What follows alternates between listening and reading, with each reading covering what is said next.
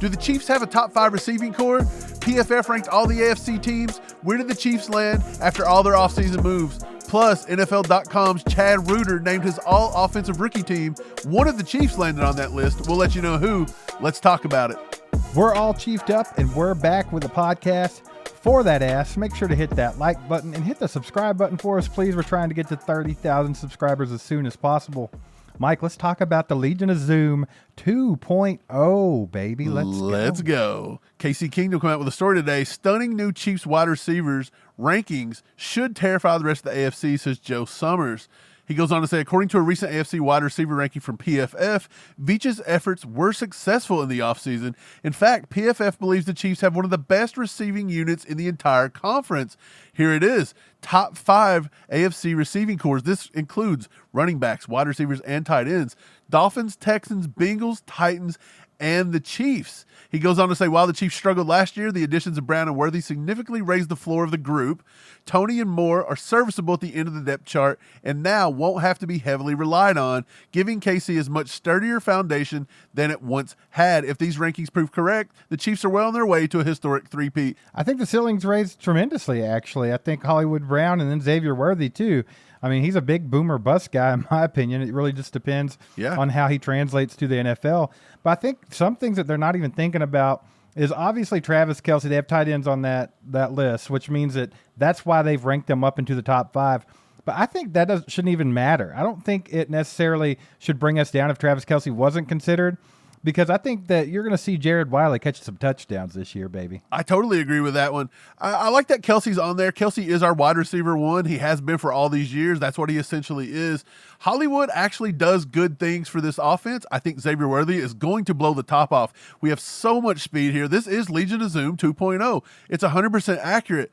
I will say that on the back end, the running back group does not help this team at all. We kind of took a step back without Jerick McKinnon. And we talked about that last night on our live stream. Is it time to re-sign a guy like Jerick McKinnon that can come in and be that playmaking threat on third down with his hands? Or is that something that Clyde Edwards-Helaire is going to be able to do? Right. Well, this is something I talked about last night too, Mike, and I'll keep the same sentiment. I think that Clyde Edwards-Helaire will be better at being a third down, change of pace receiving back than he has ever been for the Chiefs. I think this fits his MO. That's what he was at LSU. That's what he should have been when he came into the league. Yes. He's not been used that way. He's used as RB1, give him the rock a bunch, him get hurt, be off the field, and then everyone hates him. I think if they let Clyde do the same role that Jerick McKinnon had been doing previously, he's going to excel. As much as I love Jerick McKinnon, I don't think it's necessary for him to be bagged. Right. One of these new pieces of Legion of Zoom 2.0 is Xavier Worthy, and he has cracked Chad Reuter from NFL.com's projected offensive all-rookie team as one of the 2 wide receivers along with Marvin Harrison Jr., Steve.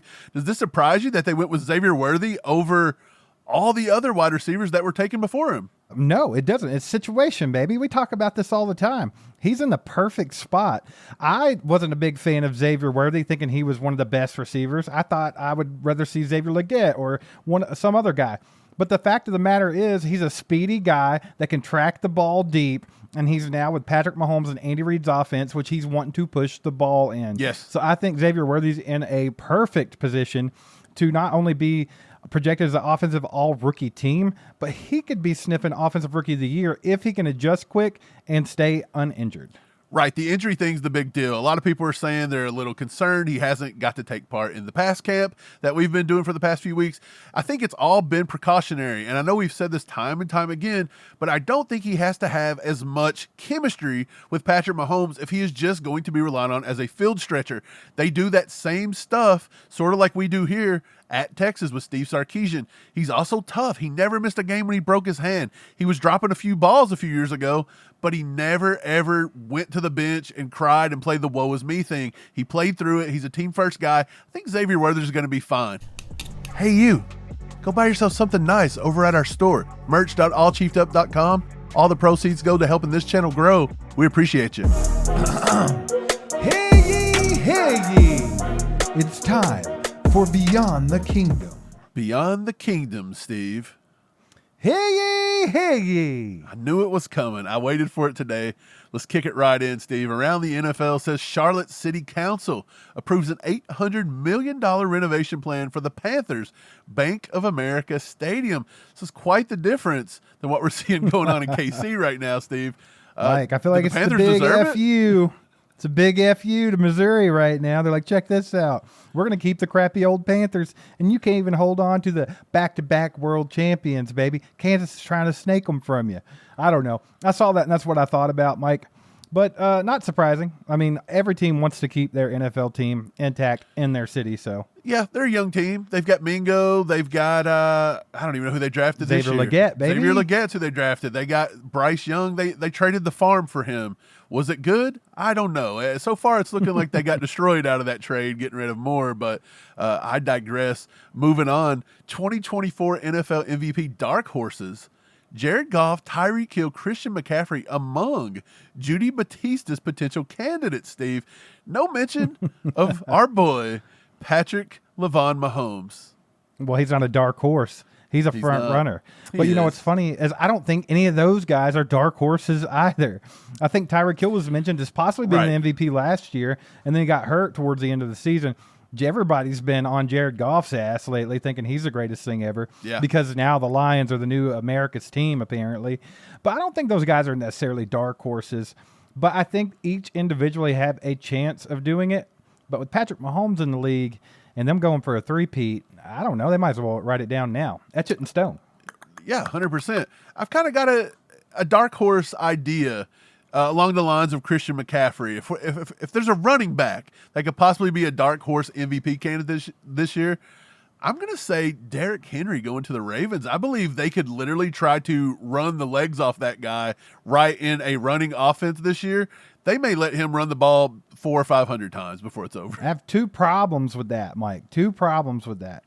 First of all, Derrick Henry's already beat to death, so they have to be very careful because Tennessee already ran that poor man into the ground.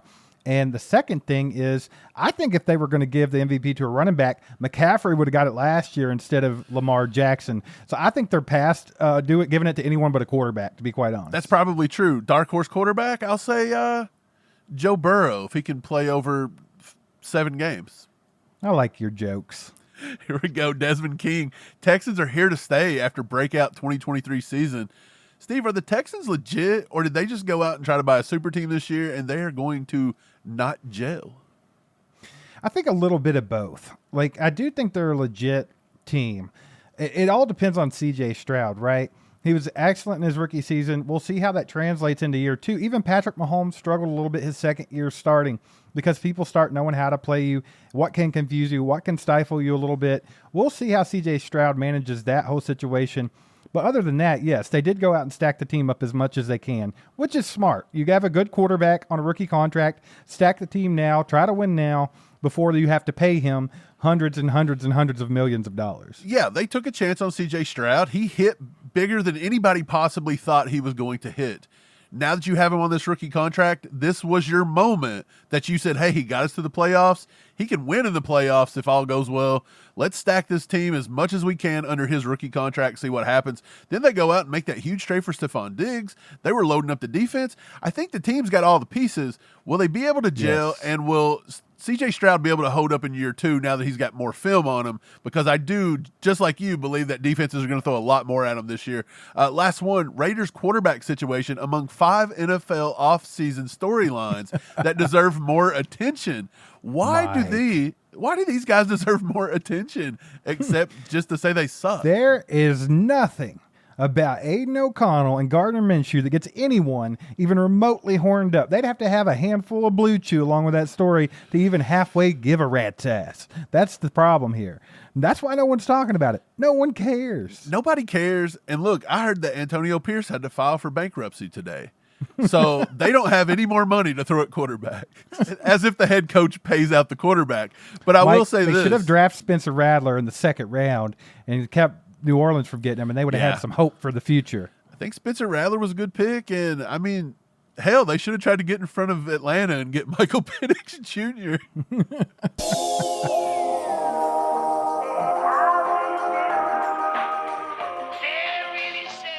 That time's yours. Time is yours. Listen, with that, time's yours.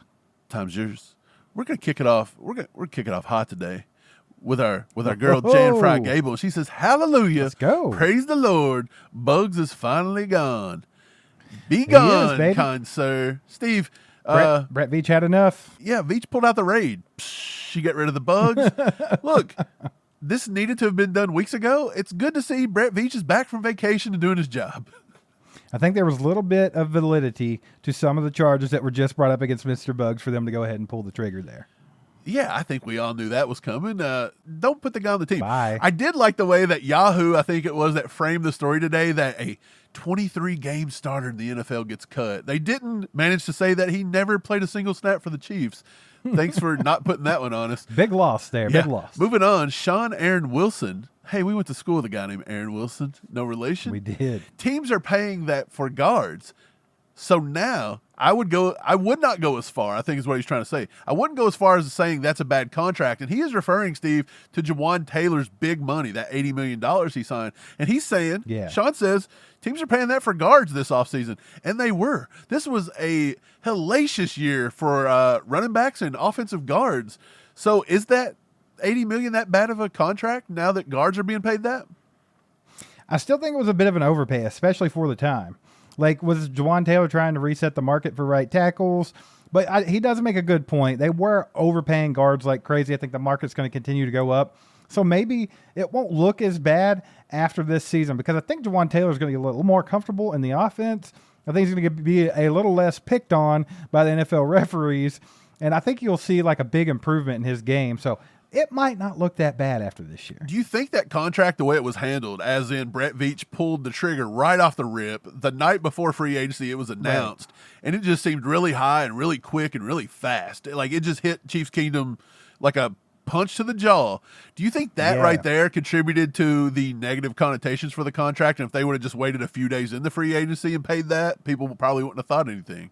I think that it didn't help that it was a right tackle. When fan base thought we needed a left tackle. Yeah. That's it straight up. 1,000%. Speaking of big money, wide receivers in this league, Tom Wagstaff. I like a Wagstaff up here, baby. Wagstaff, baby. Every wide receiver wants Justin Jefferson money. This is in reference to our video the other day about trading possibly for CeeDee Lamb and him winning big money, which we talked about it. People didn't pay attention.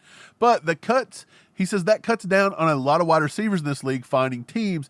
It is ridiculous. Wide receivers are going to price themselves out of the league. I don't know if they'll price themselves out of the league, Steve, but I believe at some point teams are going to have to pull back on it. And I believe that once they see the Chiefs now, for one single year, not have a single wide receiver worth a flip, win a Super Bowl, and then this year pay a good player, albeit a great player in Hollywood Brown, but they pay him at the end of free agency, $7-8 million, could get to 11, but a very small contract in comparison to some of these other ones. If they win again, people are going to start coming back to the way Brett Veach is modeling his offseason.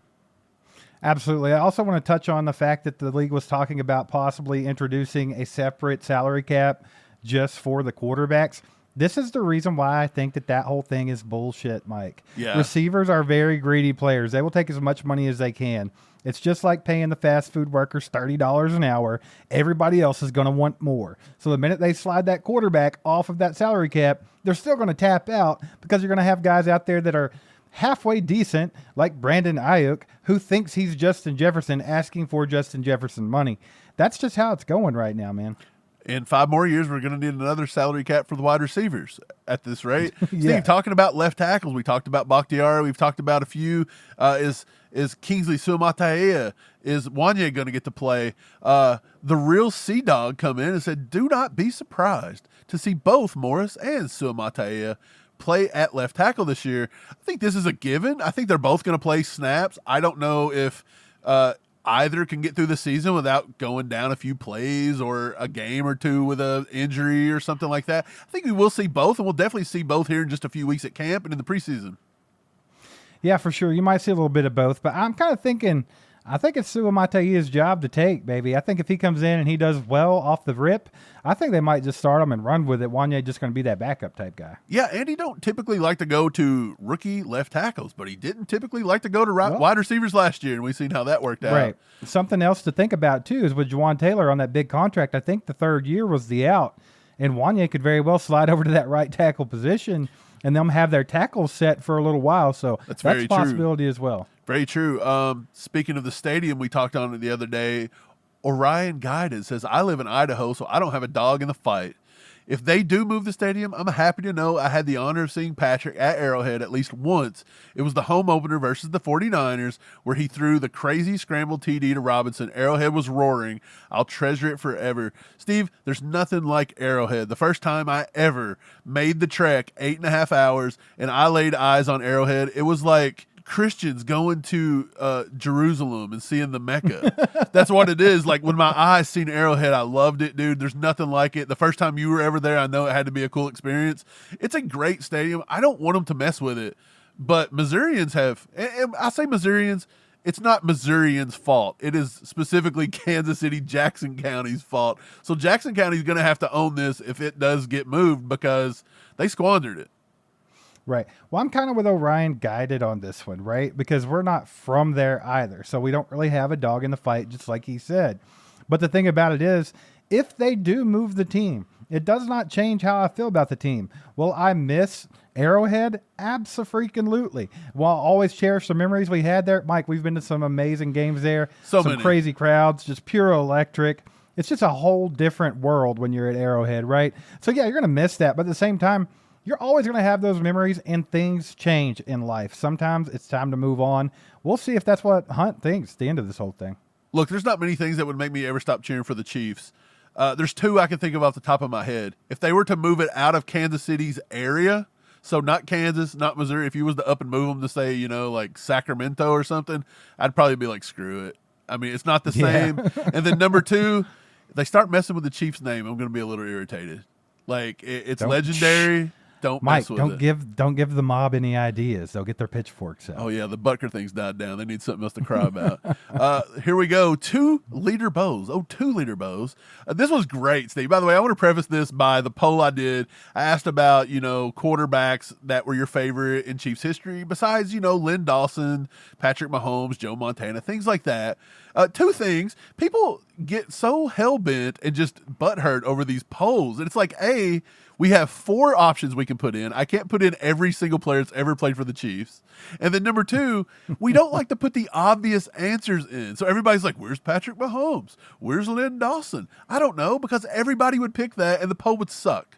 Okay. Right. So anyways, we put up Matt Castle, and then I put up one with Matt Castle, Dwayne Bowe. But this guy told a cool story, and he said, Matt Castle spoke in my elementary school when I was a kid. He looked me in the eyes and told me he planned to help the Chiefs get back into the playoffs and win a Super Bowl. Liar.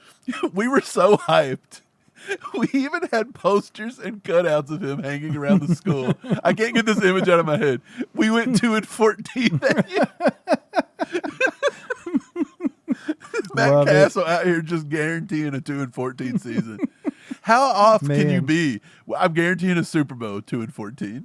Do you remember the letdown of that whole thing, though? Because the way that he was when he backed up at New England, and then you thought you were getting a treasure, It's kind of like the equivalent of when Brock Osweiler looked good for 2 minutes with the Broncos, and I think it was the Texans that went out and paid a bunch of money for him, and he sucked ass. Like, we know that letdown feeling, so Houston fans out there, we feel you. Cleveland's doing it right now with Wacker. I mean, I think they've done that there too, but hey, it is what it is. I thought that was a hilarious story. That was one of the funniest comments I've read, and I can't get the image out of my head of him just disappointing all the small children. He looked them right in the face, little kids, and lied to them. Matt Castle, if you're watching, shame. He didn't lie, Mike. He said he planned to. He planned. Hey, you better plan not to have Todd Haley in the building, by the way. But we appreciate you guys watching. Thanks for liking, subscribing, hitting that bell. We'll see you next time. Go Chiefs. There goes a sight from my soul.